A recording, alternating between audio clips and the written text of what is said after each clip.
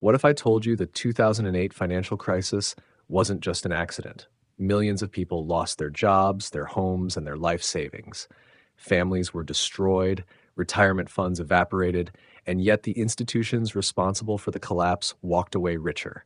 The same banks that caused the crisis were bailed out with taxpayer money, while everyday people suffered for years. How did this happen? Was it truly a series of unfortunate events, or was the crash deliberately engineered by those in power?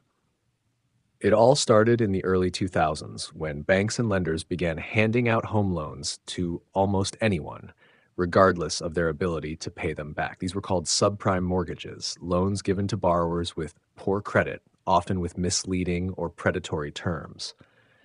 At first, it seemed like a win-win situation.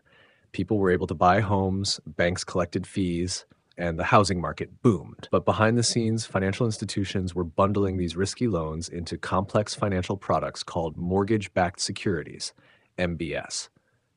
These securities were then sold to investors as safe investments, with credit rating agencies stamping them as AAA-rated assets, even though many of the underlying loans were doomed to fail. Some financial insiders saw the cracks forming early on. Investors like Michael Burry, who later became famous for predicting the crisis, warned that the housing market was built on a fragile foundation. But instead of taking action, banks and investment firms doubled down. They kept selling these risky assets, making billions in fees and bonuses. Even more shocking, some institutions began betting against the very market they had helped inflate. They knew it was going to collapse, and they positioned themselves to profit from it. Then came the tipping point. By 2007, borrowers began defaulting on their loans at alarming rates. As the defaults piled up, the mortgage-backed securities that had been sold as safe investments turned toxic overnight. Panic spread through the financial system, causing banks and investment firms to collapse.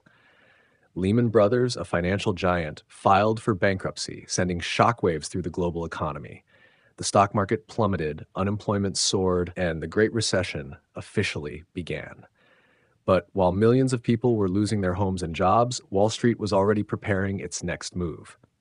Instead of letting the big banks fail, the U.S. government stepped in with a massive bailout. The Troubled Asset Relief Program, TARP, injected billions of taxpayer dollars into banks that were supposedly too big to fail. The justification was that saving these institutions would prevent a total economic collapse. But instead of using the bailout money to help struggling homeowners, banks used it to pay executives massive bonuses and continue risky trading.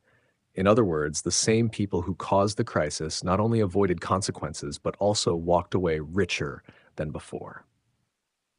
The role of credit rating agencies also raises serious questions. These agencies, which were supposed to provide independent assessments of financial risk, had given top ratings to securities that were effectively worthless.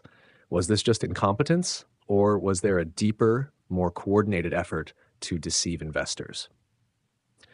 The same question applies to regulatory agencies that were supposed to oversee the financial system, but failed to act despite clear warning signs.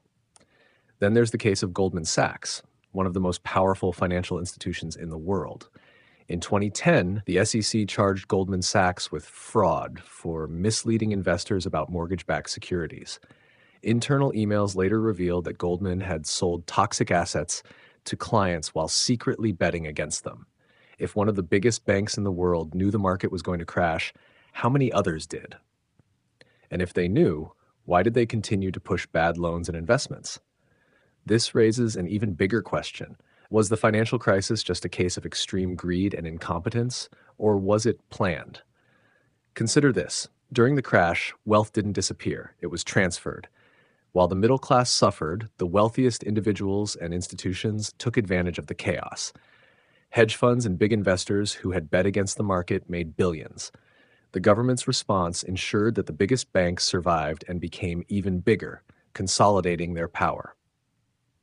If the crisis was simply a mistake, why did it end up benefiting the most powerful players in the financial system? Even today, the effects of the 2008 crisis are still being felt.